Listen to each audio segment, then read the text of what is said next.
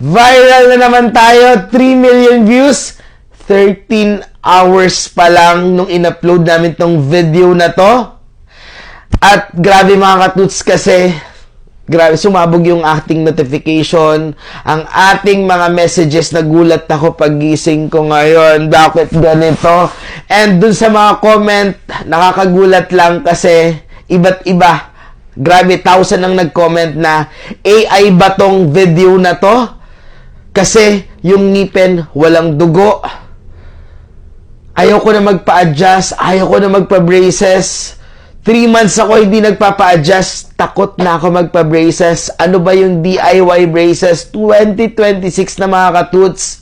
This is so alarming na hanggang ngayon, na-feature na sa national TV yung DIY braces na inaaresto sa mga bahay lang ginagawa.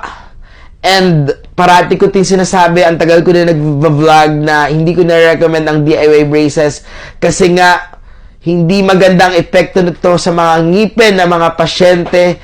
And this is something na magko-content ako na mas detalyado. Bakit hindi maganda ang DIY braces at ano ba ang DIY braces?